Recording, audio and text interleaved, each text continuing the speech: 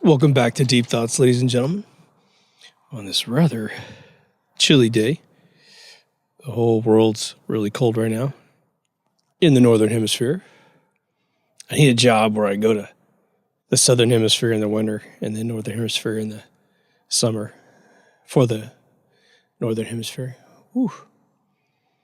So today I read an article, and apparently this came out a couple days ago, but since I'm not reading mainstream press of any kind, and I'm not sure how mainstream this is, but it should be, the United States Pentagon, our building command headquarters for the U.S. military, has apparently released via a Freedom of Information Act, or FOIA request, a 154-page report that essentially admits that they have been testing alien spacecraft / alien materials and technology. Now, for those of you who've been a part of this channel for quite some time, you know we got lots of episodes that have talked about UFOs, which are now called UAPs, unidentified aerial phenomenons. And so I thought we'd just review sort of what we know about areas where we think there's a lot of credibility for UFOs, and the warning that Wernher von Braun gave supposedly his PhD assistant, who said that, be careful, they are already planning a fake alien invasion of Earth, which they will use to install a one-world government. Now, let's say, I think he died in like 78 or something like that. Between his death and, say, 2019, we keep having the same conversation. Well, could they really do it? What technologies would they have to develop to do a fake one? And or did they truly make contact with a civilization that is friendly and willing to come and say hello? Plus all of the Dr. Stephen Greer, Project Disclosure stuff that makes claims of, up to 27 species of aliens, many of which supposedly look like us. I mean, they are us, but whatever. And so there could be a big political play for a particular planet. It just baffles me that there would be 27 species. One, that would make this miraculous discovery of Earth in the first place. It would beg a Starfleet sort of galactic alliance configuration to them, such that when one of their scout ships finds Earth, could just even be a drone, that would get registered in a database, and we would get evaluated by their metrics of whatever kind, and then Team 1, Team 2, Team 3. It did dawn on me a funny story that has never been told, which is, what if your Roswell crash aliens were here to do something illegal in their world, right? They were coming to take something, gold or diamonds or people or whatever, like a Ferengi cargo ship or something, but they just happened to crash because they're always operating on a shoestring budget and they're pirates. They're alien pirates. And that sounds kind of sexy. But now that we're in 2021, and we know that they are attempting an economic reset using illnesses as a methodology to consolidate power, to destroy this small business person, to force universal income and a regimented, probably biannual shot in your arm for something. Get you believing that you're absolutely genetically defective, which if you are an atheist scientist and you believe in evolution, you should immediately reject such an assertion, because we wouldn't exist today if we were so flawed. And if we are introducing technology and poisons into our food supply / environment, then the atheist scientists should raise up their hands and go, we must stop this because we're creating all the illnesses that then they're turning into all these things. But let's rewind. Why is the government doing this now? And why have they been fairly lenient about these kind of things releasing a couple of years ago what they call the Tic Tac UFO video. And that's the name that the Top Gun pilot who chased it off the coast of California down here called it. The Tic Tac. It was a Tic Tac shaped, which is like a pill shaped vehicle that they simply couldn't catch. It was toying with them. It accelerated extremely quickly. It didn't appear to have any of the sort of anomalies that maybe ball lightning would have in the desert, where you think you're seeing a UFO, but it's really just a spinning disk of plasma, which acts like a mirror, thus giving it a reflective surface, and it dissipating very quickly through a negative pocket in the atmosphere and vanishing can be explained. But it compared to the Tic Tac is a very organic kind of reactionary exchange between electricity and the atmosphere, whereas the Tic Tac is flying. What was it? Donald Trump Jr. interviewed his dad, I believe in the last year, about disclosing some of this stuff. And, he kind of was sort of had a little grin on his face and was sort of insinuating that he would. But the one thing that they actually focused on was Roswell in that conversation for a split second. And Trump was like, yeah, that one's got teeth. That one's got teeth. What's interesting about that is that no president before, well, let's put it this way. Lots of presidents have believed in UFOs, but to my knowledge, not a single president has ever been truly briefed without some sort of mole that went to Area 51 to ask a question. There's rumors about Truman, who inherited Roswell's situation, and I think there's one about Eisenhower sending a guy to Area 51 to check it out, who then says immediately he saw an alien talking to one of our people. He had to wait for that meeting to end before he could enter the room. So there's kind of two parts to this thing. And there could be a third scenario. Let's do three scenarios instead of parts. Scenario one is that Roswell is indeed a true situation. Then there's scenario two, it's not a real situation. Then three, I guess scenario two is that they would have to fake some sort of visitation. And three really adds one extra thing to the puzzle, which would be a variation of one, which is one, you retrieve a vehicle, but all the occupants are dead. Then you retrieve the vehicle and all these, well, at least one of them is still alive. One or more. If you don't have a flying saucer or some sort of craft, then you're going to have to make one out of thin air, and that's not going to be a big problem. If you have one, you got to figure out how it works. If you're going to create some sort of invasion. I mean, the weird thing is, imagine finding one, the alien is gone, he's dead or whatever, but you're still going to use his vehicle to create this, alien invasion on film. Now, some of you will probably believe that maybe this is a holdover residual from Trump's administration, who seemed to be getting a lot more involved with this sort of thing. And then that would be, if you follow him and you like him, you're going to think this is very legit. He simply got the Pentagon to start a plan to reveal things, but now he didn't get back in due to the shenanigans. And so someone quoted something from it was Constitutional something or other. Someone just briefly read it to me today, and it was that for whatever reason, because of events prior to the potential switch of the administrations, that Trump maintains control over the military for 60 days. So this could be part of that, and he's saying, let's go ahead and throw this out before our 60 days is up. Throwing sort of a wrench in the control apparatus that was typically the Pentagon prior to perhaps decent generals being involved in it. Or, if you think this is a byproduct of the current administration, then it's probably more NWO stuff. And it's basically von Braun's warning coming true, yet not in a very in-your-face way.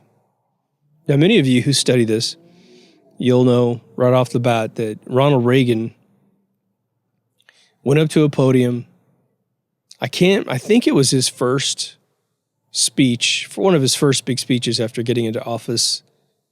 I could be wrong, could be 84, but I think it was in 81 or 80 or something like that. I guess that'd be 81. But he laid out this scenario that wouldn't it be great if we had an alien visit us? I think he even went as far as to say sort of an invasion scenario, and that would immediately unite the entire Earth to be human, as opposed to all these meticulous, left-wing, weird, find a billion ways to hate everybody else thing. Now, the History Channel ran a episode on that particular speech of his, and he had two speechwriters who said that he wanted to insert that into the speech. They said, no, sir, you can't do that. He said, okay, but he walked out and said it anyway.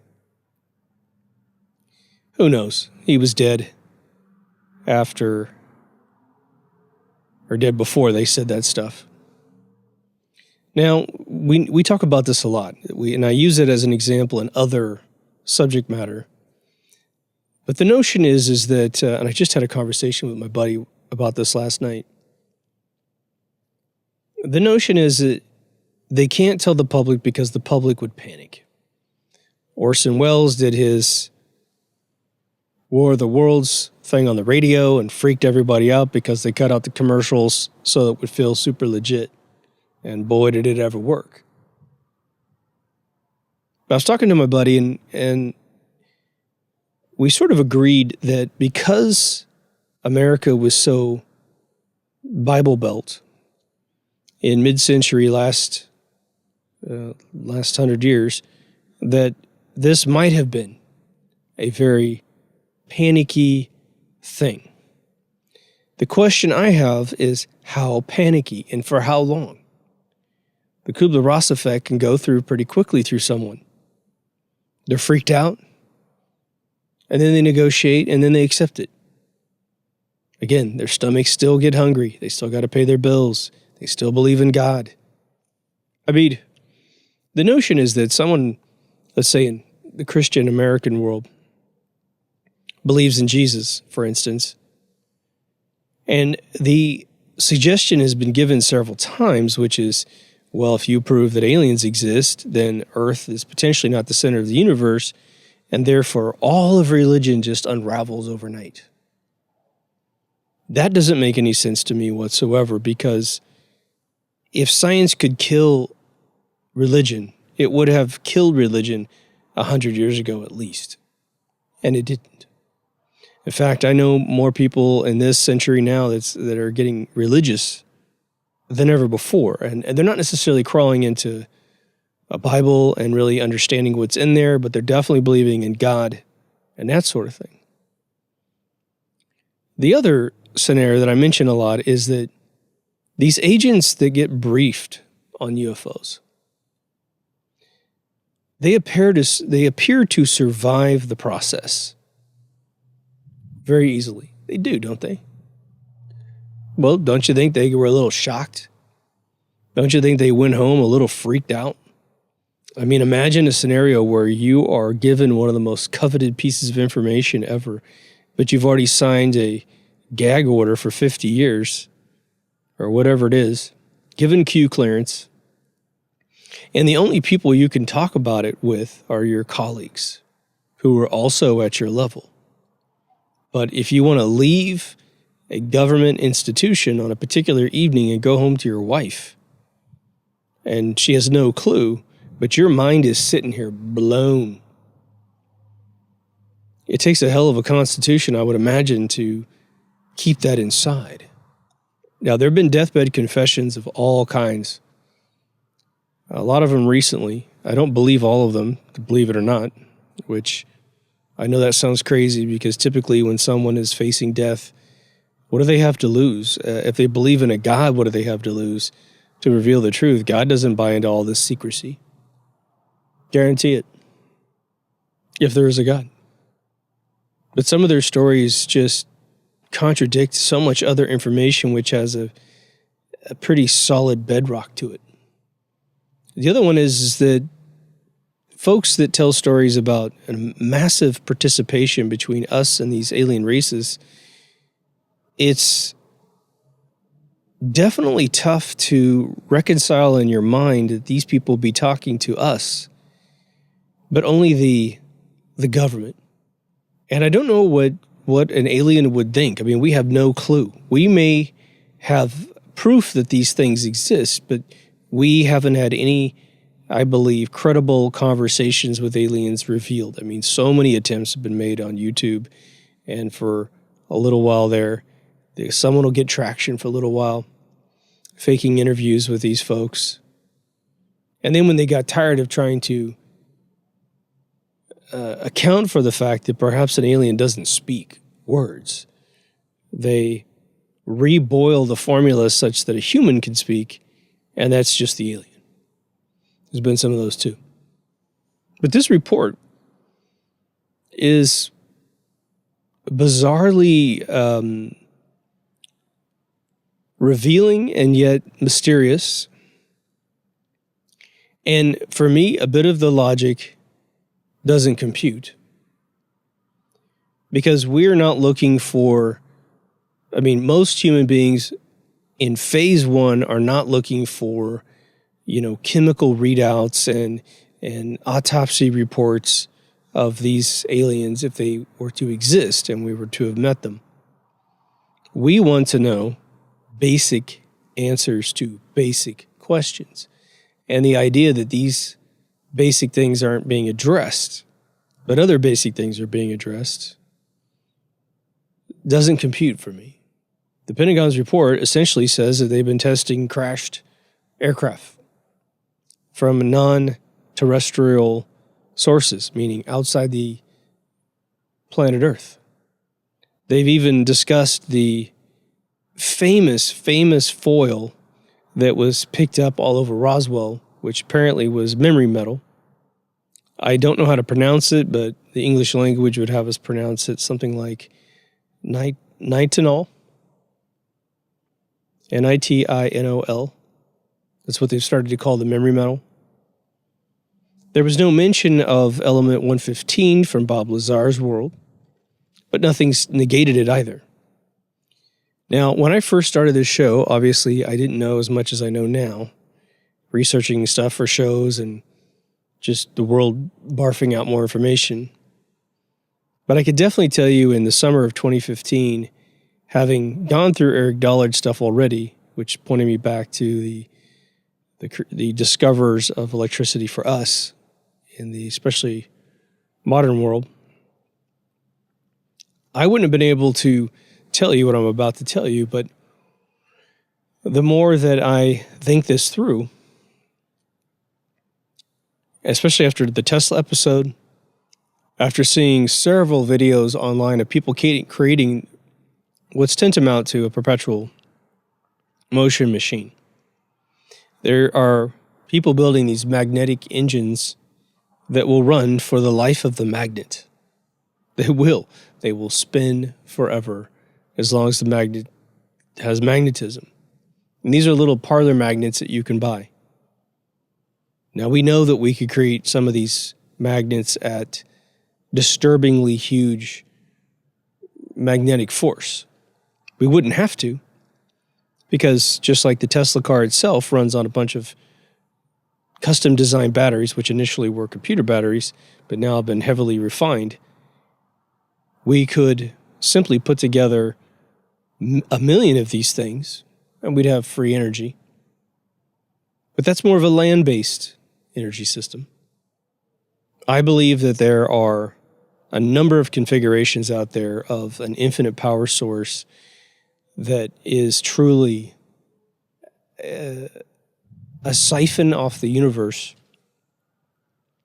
whereby a vehicle could be given as much inexhaustible power as you need to shape the fabric of the universe in a way that you're going to create these gravity wells, and vehicles can fall into the well because they have no choice and achieve incredible speeds, thus allowing us to travel the stars at, I think, far faster than the speed of light.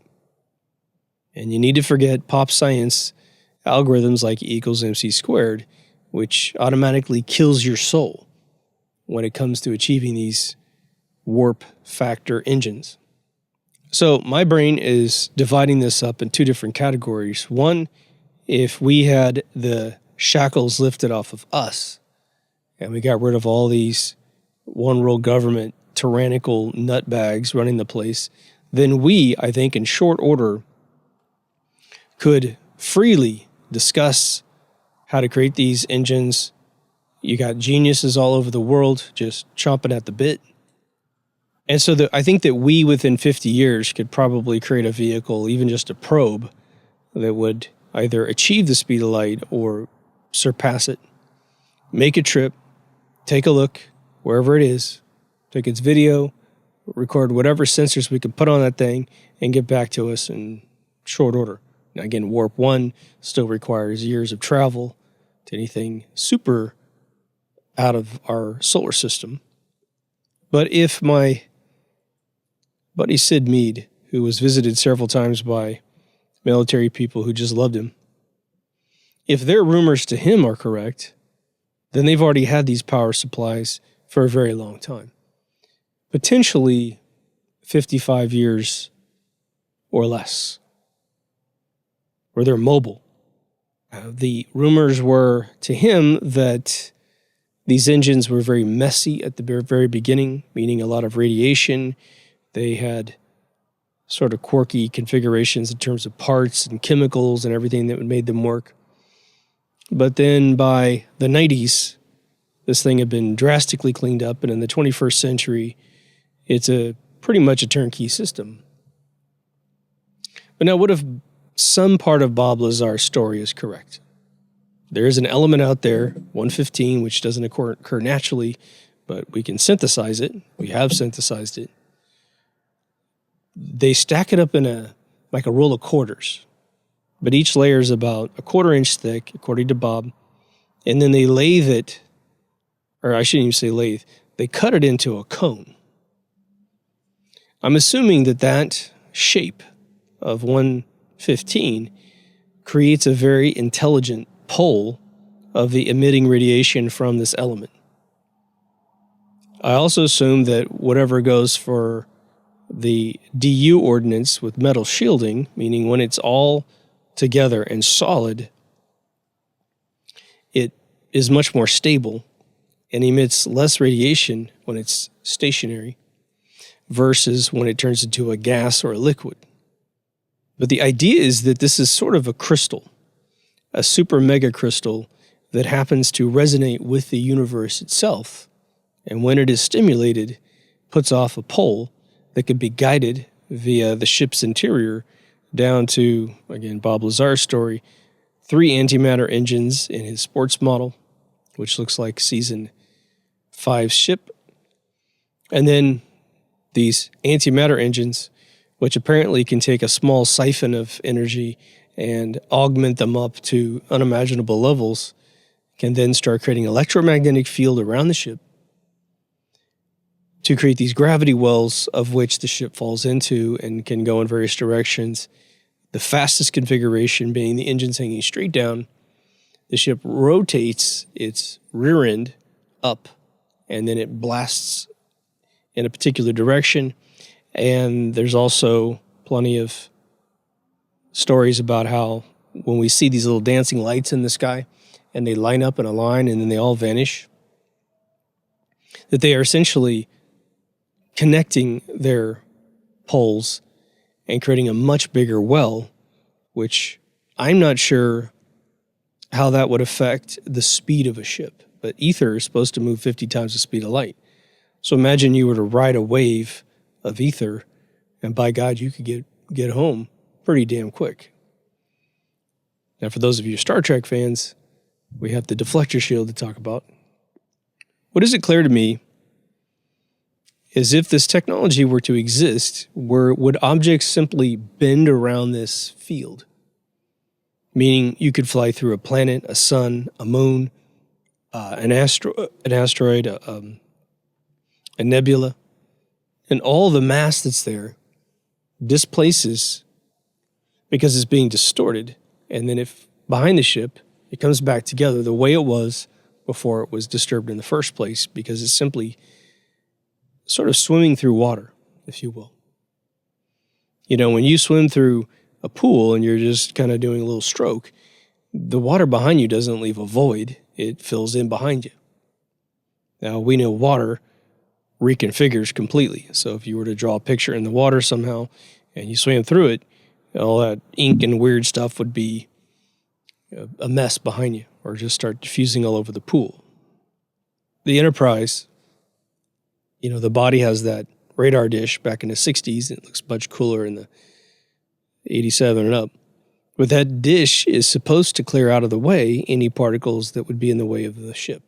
Obviously small particles, but nevertheless it helps. The other theory is that these are interdimensional ships, meaning they go out of phase with the tangible universe. And if you watch Forbidden Planet, the very beginning of that movie, all of the crew, 1956, have to stand on these pods, or not these pods, these sort of round plates on the ground, and they were all phased out of existence, putting into a different dimension, while the ship slowed from light speed down to cruising impulse power, if you will, to reference a Star Trek thing. And they were phased back into the ship, so they would survive. I mean, that's just utterly brilliant. Now, if this was going to be an alien invasion, I have a whole episode on alien invasion, but it's a little dated, so I thought we'd update some stuff here. Unification, using a UFO story and an alien presence story, in my opinion, is going to have to be a shock and awe moment. Not just an article here, a FOIA request here and there where people slowly come up to date on it. If they want a speedy union of mankind willing to give up all their rights or whatever their plan is. But what would be the scenario if it was a slow cook? Remember, we just reviewed IPEC Go 2, which my buddy says he saw IPEC Go 3. I'm a little confused because the Heliofont site did not have 3, and who would have made it? You know, and he says it looks just like the other one, which I'm just so shocked it didn't come up, because I did see something labeled that, and it was ugly as all sin. But in that episode, what is dying in that video? It's pretty much everything's dying in that video, but one of the major themes that's going away is religion. I do apologize, we have a little wind out here. It's 51, but it's just kind of bursty. Hopefully it doesn't get any worse. If they slow cook us into this whole disclosure thing, and I think we can safely assume that the most basic approach on a piece of paper, if we were in the think tank to somehow prioritize the information to come out, would be the ship, then the alien. Or aliens. Then maybe if we were ever able to gather any information off this person, that would go second. Let's say that little dude from Roswell, as reported, lived. And there's all kinds of rumors whether that guy's still alive or not. My big question would be, what would the being consume in order to survive? Whitley Strieber's book Majestic said that they photosynthesize off their skin, except that space travel would not provide an ample amount of photons, so they'd have to be, I guess, sitting in a sunbathing apparatus inside to get that sort of feedback. That would mean also, why would they have gigantic almond eyes and be photosynthesizers? Because they'd have teeny tiny eyes, because they're probably basking in the sun, unless those eyes are very inefficient. But typically, big eyes always beckons a dark, kind of nocturnal creature. The other question would be, if they ever do get to an advanced disclosure situation where they are going to talk about this alien race that exists, it will be interesting to see if they immediately give us a platform to keep our belief systems, which they really don't have any authority to answer to that at all, right? They don't know. But it would definitely be a subject matter that could distract the living crap out of us for a very long time, couldn't it? What if they were to publish its language, publish everything that we know about that being and where he came from and what constellation he might be in and how he travels and all that good stuff? Now, you guys who are common listeners, you know that I went out to prove Roswell was a bunch of BS. And I mean, I'd written articles about how the government uses this notion that we have UFOs, but no one else does, to freak out our competition. Now, these things are real. I just want to finish up a point I was about to make. It does make sense that obviously the technology, regardless of how it performs, would never be revealed, probably for two reasons. One, we don't know how it works. But two, we figured out how it works, and we obviously don't want our competitors to have that information. But think about the President's attack from the United States to Russia, which, of course, the libs are all into hating Russians. The rest of us are ready to continue being friends. But you have an enemy of America, let's just put it that way. And this technology is an absolute annihilator. There's nothing they can do to stop us. We've got a vehicle that goes infinite speed relative to man's needs. It can be stealthed, let's just say. That was part of the report. And so, good luck. Good luck fighting us. It's terrifying to think of what these nutbags would do if they were ever given such power, which is why part of me just says, whatever they have, they don't understand it, or at least how it works. Because think about the agendas that are on top of us, especially the depopulation agendas, and they could just push a red button and get everything they wanted. I mean, you just push that button and the world changes. X number of people are gone. X number of people survived. The land goes back to the way it was back in the Middle Ages, except instead of living in cold castles and crapping out windows into a moat, you got VCRs or your DVD players, and you got the whole litany of man's creative creations up to that point. You push the button to watch. You got every book that's ever been written, and you can read it. I mean, many Twilight Zones have explored this, and it's always a regretful decision to do such a thing. I somehow struggle with the aristocrats of the world having that much forethought, but perhaps they do. So I go out to kill off Roswell, and I come out 100% a believer that that particular one was absolute. It was real. Doesn't mean everything I have read about it or people's deductions are all true. They're doing their best in many cases. But here's what's weird about me telling you guys this. I'm always hanging out in cigar lounges, or this one at least, and guys come in and they want to hear fun stuff, It's part of the game. And we'll get to, like, this conversation. And I'm staring at someone and I will have to tell them that exact line. Look, I thought this was all fake and I did this research, and oh my God, people who they claimed were lying and changing their stories over 40 years, never once changed a word, didn't add any details. They've been very consistent. And there's a part of me that feels really weird saying that. It's almost like deep down inside, and this isn't like a feeling from God or the universe or anything. This is just straight up relative human conversation regulators where I'm saying I shouldn't be telling someone that I believe this. But it's almost like an old-fashioned feeling that comes from other people, not from this guy right here who made a show on YouTube and has told the entire planet, whether or not they want to see it or not, that this is how I believe. The interesting thing about the evidence of Roswell is, one, if you go look up that old episode, just go to deepthoughtsradio.com and type in Roswell, or click the UFO button or aliens button.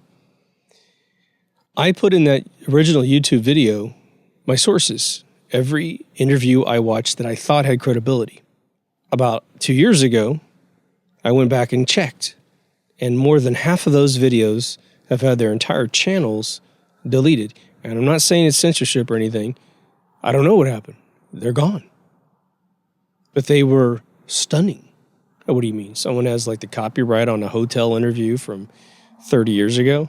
I'd love to see that in court.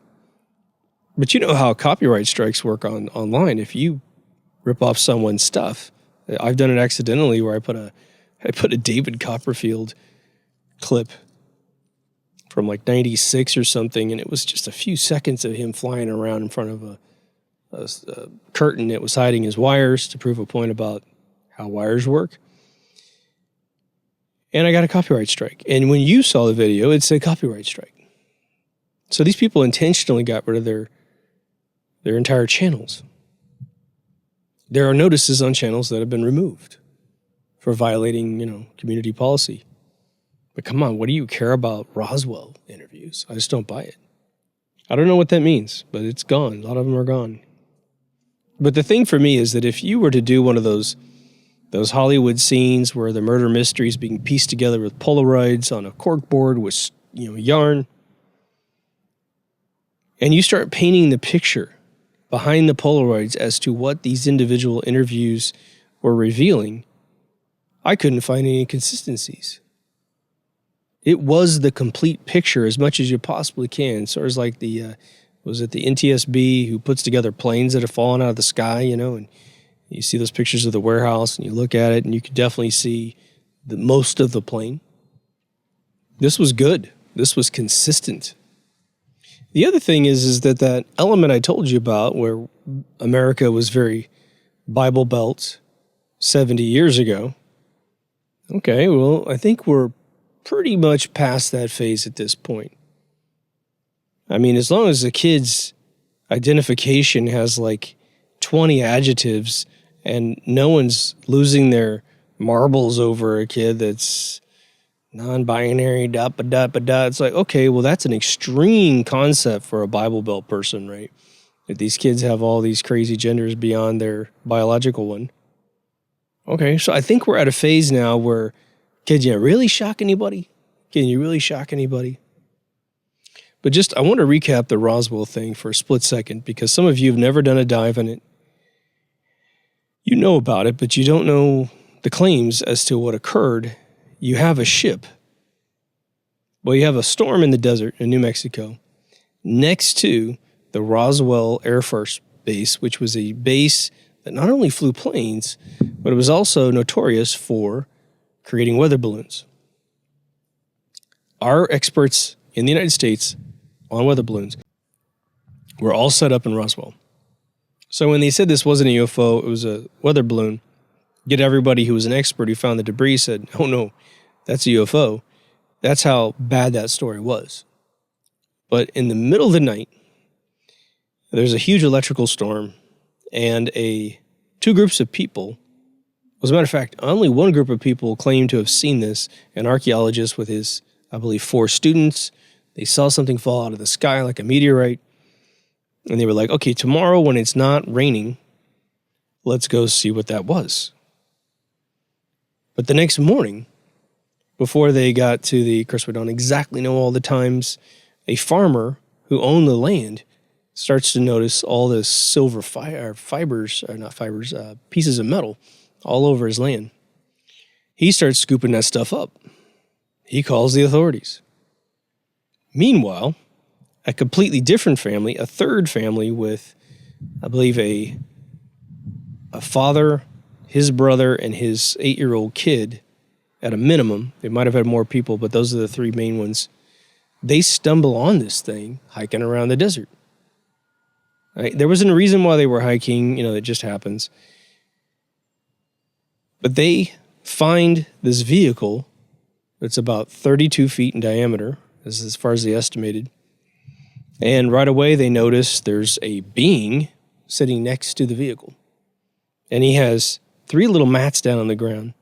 One little dude is really burned up into pieces. He's dead. A second guy is mortally injured. He is dying, and he will eventually die within that day. And the last dude was fine. The ship is sort of embedded in the ground with one end of it blown open. This father-son team goes up to it. Of course, he's got his uncle, and I think there's a second son, a brother or a cousin or something. The little kid, who's all grown up now, as an adult, he said, look, what happened was I thought this thing was a toy. It looked like a toy. It didn't look human. And he's not picking up on the vibe that the parents, at least his father and uncle, were like, oh my God, what's going on here? Well, his brother or cousin or something was the one that actually moved around the vehicle to take a look at it. But he said he walked up, an innocent child, sat down next to the alien, who was also sitting down. And he just put his hand on his left knee-ish, and the dude jumped.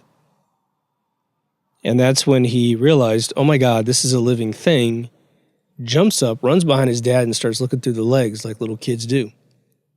His dad, and I believe his uncle, start trying to speak different languages to this being who has no idea what they're saying, at least using words, probably through the mind. But that's when the archaeologist shows up with his students. He speaks about, 5 or 7 languages or whatever, so he's rattling off a bunch of stuff. Just about this time, a military jeep shows up. There's a red-headed white guy and a black guy. The red-headed white guy is a complete prick. He's yelling obscenities at this whole family. What the F are you doing here? Blah, blah, blah, blah. Well, the black guy remained very calm. Go figure. So he pushes them all inside of his vehicle and starts heading north on this highway. And the archaeologist is like, hey, I got students. I'm responsible for them. If you want us to leave, that's fine. But I got to go south because that's where we're parked. And he says, shut the hell up, blah, blah, blah. So they get to this clearing in the highway. And at that point, the kid said, look, man, this place was utterly packed with big jets that had landed on the highway. There's jeeps everywhere. There's people everywhere. It's nuts. And he said, our car was there. So he goes, we were allowed to get in and leave. Of course, told if you ever say anything, we'll kill you and all this other stuff.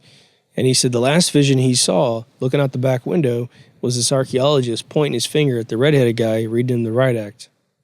Meanwhile, in town, you got a few things going on. This farmer is reporting that a flying saucer landed because he eventually tracked all the debris up to the saucer. Then he goes home. There's not that much data from that guy. There's just data from people he talked to. Then you have this gentleman from the Air Force who was sent to gather up all the debris, not the redheaded guy.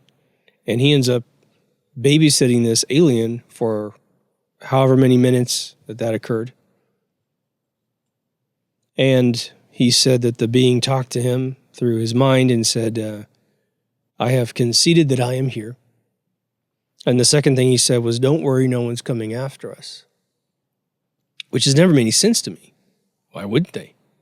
I mean, are they literally Magellans out in the middle of the universe, not telling anybody where they're going? I mean, don't you radio home like a cop and say, I'm pulling someone over on the 405. If you don't hear from me, send another unit. But it's the Air Force guy that's the real linchpin of this thing. And there's more. But he picked up all this debris, and one showed it to his 12-year-old son in the middle of the night and told him, man, you'll never see this again, so just get a look. And there's several versions of black plastic, several versions of this metal. But this thin foil stuff was there. But he said the son, who's now an MD, I don't know if he's still alive, he finally wrote a book about all this really late in his life. He said that he kept some of this stuff and that it does do what they say, but he said when his father showed it to him, they never even thought to test it out, right? I mean, you don't know this stuff does this until it does this. But here's where it gets good. That dude, he's supposed to be leading a bridge game, but he's missing. But the guy that ended up substituting for him actually told this story where he said the dude brought in a box of all this debris. We all looked at it. We're all weather balloon experts. It has nothing to do with any of the materials we use. There's a metal beam with some writing on it. He says, that's nothing. Come out to my truck. And they all went out to the truck. course, he's telling them at the same time, a flying saucer landed. This is amazing. I just saw it. I met an alien. And they're not sitting there shocked. It's 1947, people. I guarantee almost everyone in that room believed in God and the Bible and Jesus and all that stuff, and they seemed to survive just fine. By the next day at work, they all went back to work. I don't know which one was which, but that guy who told the story said he was at work. The box that was brought in was sitting on the table, but by noon that day, the black suits show up and swear everybody into Q clearance, and it's over. No more telling stories. There's the famous coroner. They got the phone call from the Air Force. How do you preserve a body? Do you have any kid caskets? And he said, it depends on what your pathologist wants to do with these bodies, but freezing them is usually a pretty good first step if you don't know what you're going to be doing with them later. But they swung by his place, bought his coffins, and then he starts getting really suspicious. He's thinking something really bad happened, so he's got to pass to the base. He drives on to base because he takes care of all fatalities on the base, and he ends up going into the hospital, bumping into one of his female nurse friends. She comes out and throws up into a trash can. She says, "You got to get out of here. This isn't good. I'll tell you later." They end up having breakfast. She says, "Look, the reason why we're throwing up is that these bodies have sulfur in them. They're gagging us out." But she starts drawing this alien, parts of his hands and stuff. She gets transferred and later reported dead. He doesn't think his friend died. He thinks that she was erased so she can continue her work. My opinion, that's pretty optimistic thinking. One of the receptionists that was shown the body later killed herself like Dorothy Kilgallen only 20 years earlier. Found in a room, registered to her sister. She ends up taking a bunch of drugs and all this other stuff. She's Marilyn Monroe. Blamed it on her having this secret life of debauchery. She's married with 2 kids. Her best friend told the story in her living room and started crying. And she said, "I think they killed her. It was just beyond her imagination." I want to recall that story as we take in this new information, because that's why I was so utterly convinced. And all the debunking about it being a weather balloon and having some tape from a toy company and all this other crap, the son of the Air Force guy said, they sent me that tape and it looks nothing like what my father drew, which you can find online. Just look up Roswell I-beam writing images, you'll see it. The scenario, I think that we all sort of, if you've put any time into thinking about an alien invasion hoax, and Jesus, imagine it was real. Imagine it was real, but still orchestrated, meaning our government and these folks do a deal, and they say, "Okay, here's what you're going to do. You're going to land here, you're going to do that. That's going to herd us all into these camps, and then we'll start doing weird things to our people, whatever, but you're going to be in charge when it's over because we know that you could be in charge any day that you decide to be in charge." One of the sentiments of why the government hasn't admitted such a thing, but they know it, let's just say that's true, was that their duty is to protect the people of the United States. Every country protects their own. Now, Whitley Strieber's book, which should be taken with a salt lick, his excuse for the CIA was that after Roswell crashed in 1947, that Truman formed the CIA to basically put together a professional task force that can monitor UFOs, which is utterly hysterical. It's a fun little fictional thing. We know that Operation Blue Book was put together. The Majestic Project was put together. A bunch of weird projects were put together to look into this stuff. And of course, people get disenfranchised on these teams because I think Roswell's crash would be a fairly rare occurrence. And people on the team are probably not going to be taken to some warehouse and shown this stuff because they have no contribution to offer the military, simply being an agent that's going to go and investigate reports. They're not physicists, they're not aerospace people, and so why show them anything? Now, I've done an episode on Bob Lazar as well. I find Bob to be very endearing as a person. There was a recent, episode on him, I think 2019 in Netflix. It was cool. So we learned more about 115. And of course, this rumor that he's got some and they keep raiding his offices to find it. My big challenge in believing him is that he says he has multiple degrees from two of the most prestigious organizations in the United States, one being Caltech in Pasadena, and the other one, MIT in Massachusetts. Okay. Well, where's your photographs of being at those locations? Because there's no way a dude gets a degree in both locations without accounting for the time to just enroll, take the class, and test. And they interviewed a bunch of Bob's friends. I've seen many interviews from many different sources talking about how he was really, really brilliant because he loved to create jet cars. Like the kind that, you race at a drag race top fuel place as just a fun little piece of entertainment. But no one said, this is my brilliant friend who has 2 degrees from the 2 most prestigious organizations in the United States. If you had a child and they were that much of a prodigy, because he's taking these, supposedly he's getting these degrees without being contacted by the government. It's not like they contact him and said, you're going to get these 2 degrees. No, he supposedly got these 2 degrees and then he was contacted because he got the 2 degrees and they've supposedly erased him. Now there's phone books in Area 51 that prove that he was on the list. That's a very bizarre name, man, to be in 2 different places, like 2 different people with the same name. But you would have a T-shirt. You would have a bunch of family members and friends that said, oh, yeah, man, we visited him at MIT. We visited him in Caltech. And people would drop him off there and he would go inside Caltech. But no one has any recollection of him going to Massachusetts. And having lived in Massachusetts for 2.5 years, coming from the Midwest and spending 33 years in California, believe me, one of the stories you would tell everybody is how freaking cold it is there in the wintertime. And even in the summertime. Hottest day I ever experienced in 2.5 years was at least 10 degrees hotter than any other day I'd ever experienced, and that was 88 degrees. You would know. You'd have they used to call me Mac. I used to say, hey, can you say the letter R? They go, ah. I'm like, can you hear the sound coming out of my mouth? I love my Bostonian friends, but my gosh.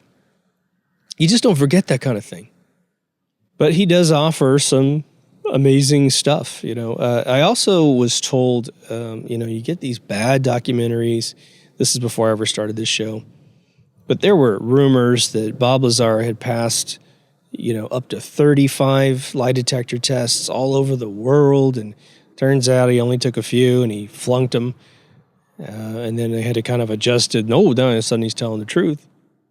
The documentary that they did on Netflix, this producer's running around saying that, Element 115 was completely undiscovered still and all this other stuff. And then I did the research on 115. And I think the first time they ever created a single element of 115 was like 2003. But definitely by the time this was filmed. So what's up with that bad information? And they do this real dramatized thing where he meets some guys out in the woods and they put their phones away and he's going to bury the 115 somewhere and yada, yada, yada. Okay. If he really had that stuff, they'd get it out of him. Trust me. Because there would be no protection for that guy. I mean, they would do some Braveheart crap on him and he'd start confessing really fast. Or they would just juice him up and say, why don't you come work for us again? You've had some time to think about it. We've had some time to think about you. The last batch that went through, because his story is that these scientists go into S4, this underground base that's in a mountainside just south of Area 51.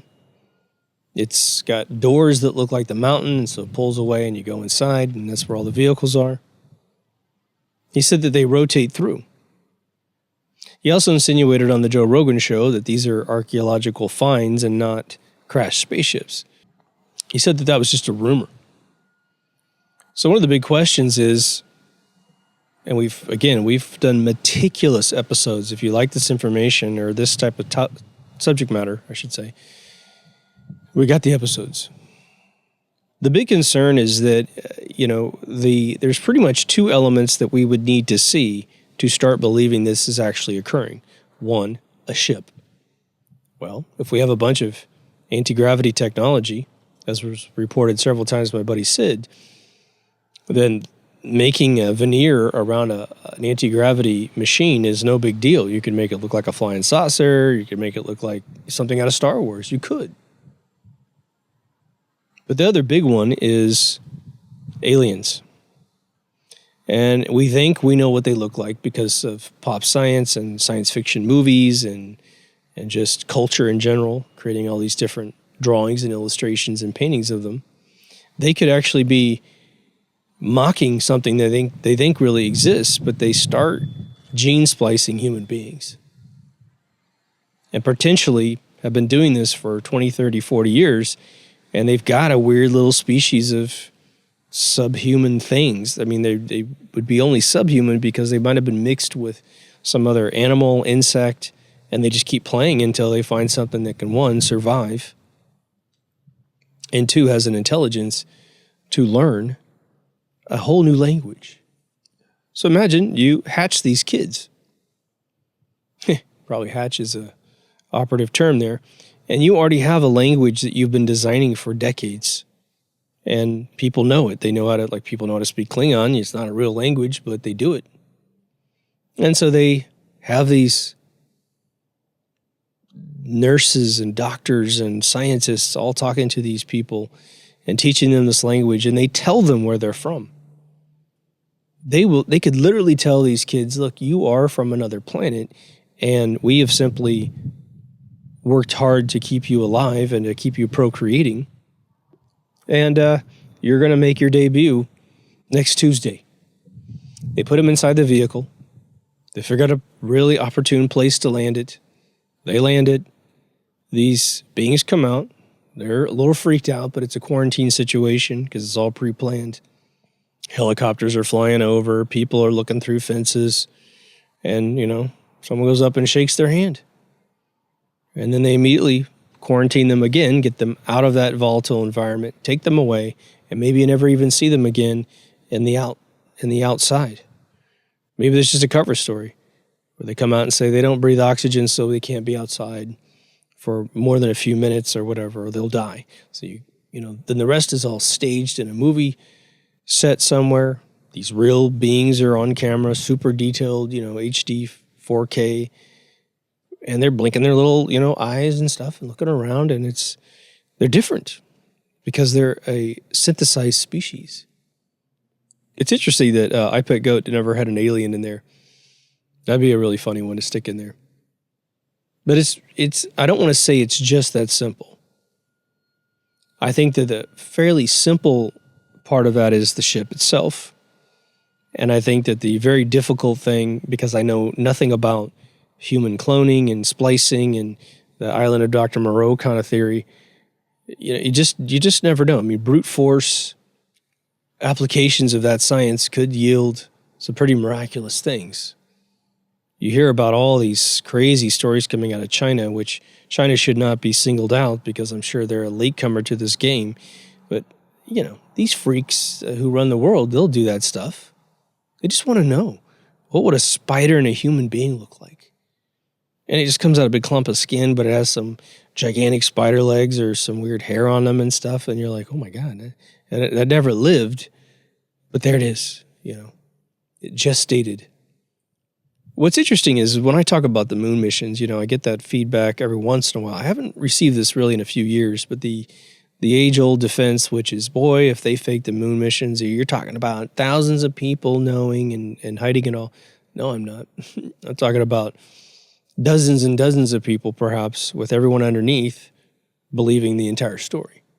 Now, with the UFO thing, it does seem a bit more profound. Hiding a hoax of going to the moon, but seeing all the benefits it gave to science and kids, you could keep your mouth shut for very honorable reasons in your own head.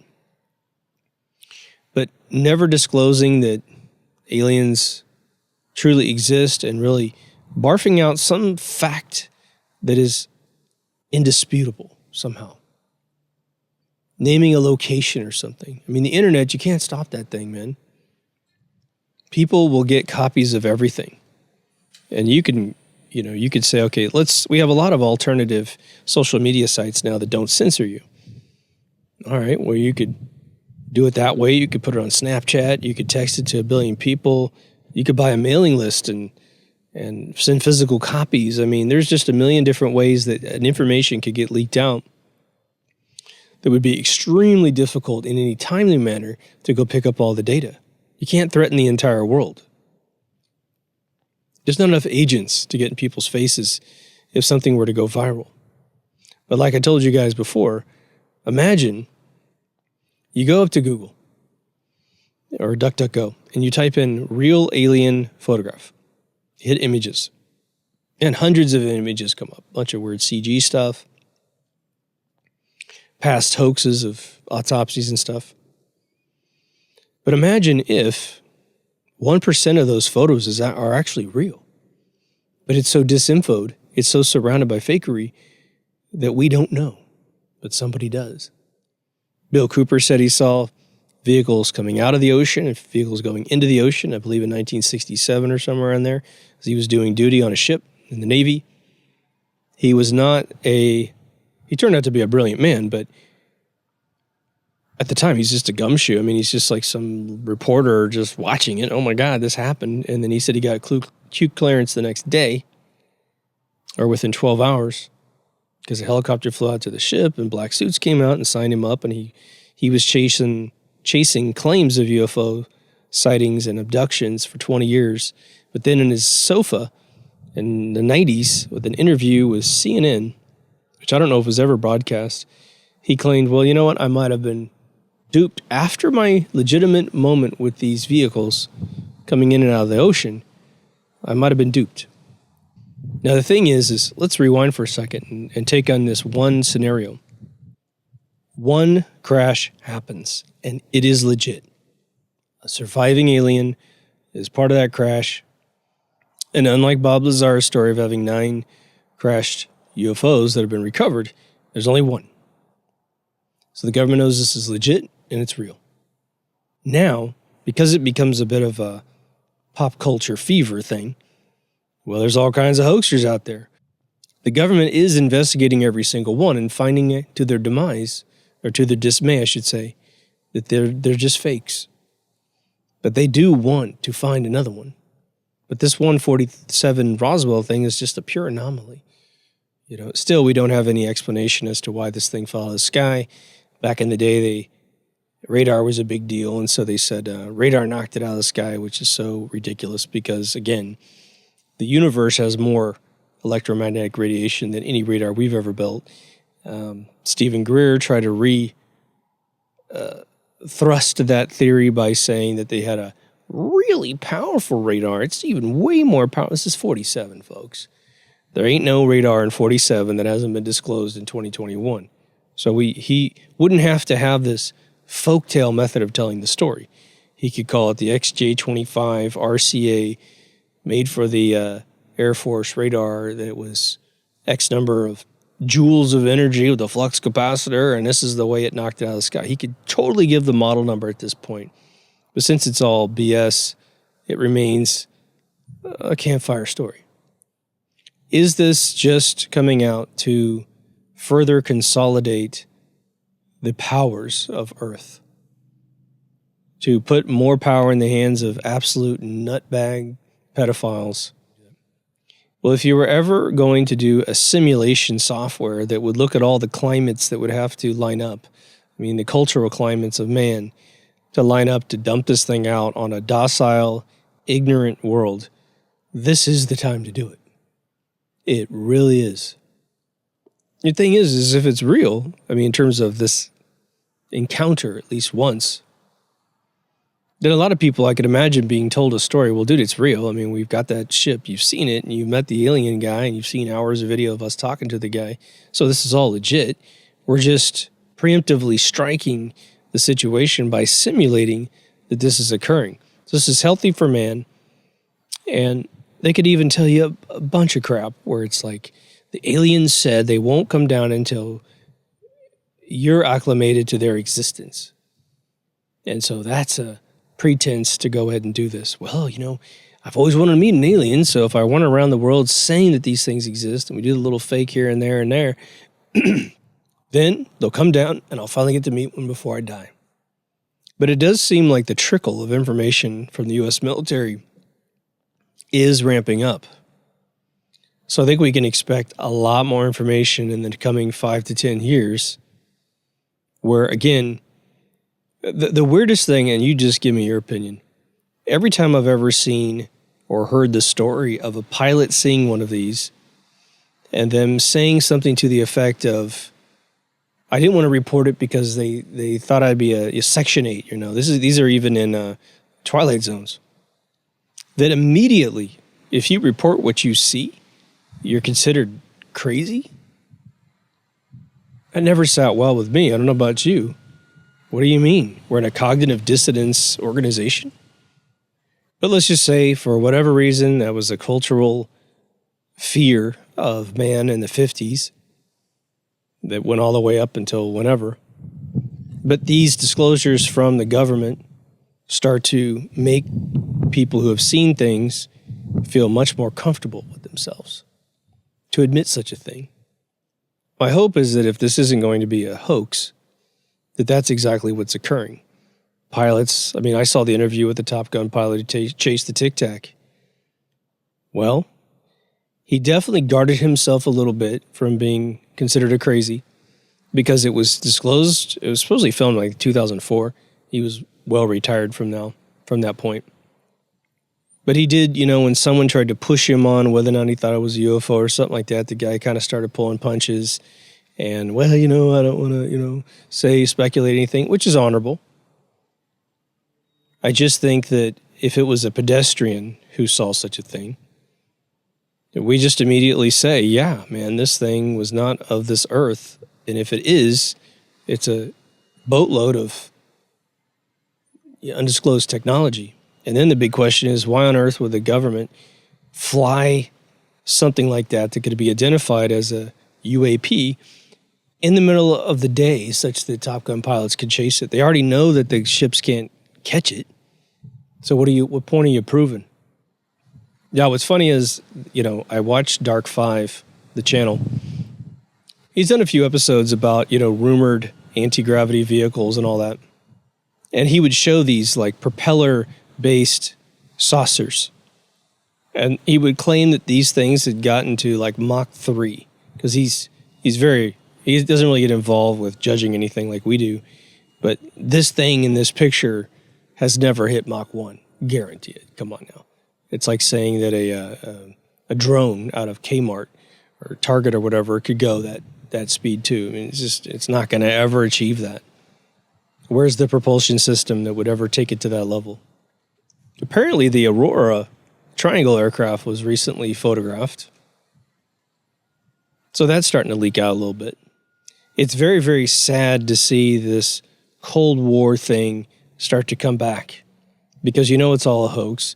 It's all fear-mongering through the press, through pundits or whatever, lobbyists saying, oh, we're going to go to war with China. China's going to go to war with us. We're going to go to war with Russia. It's like, give it a rest, man.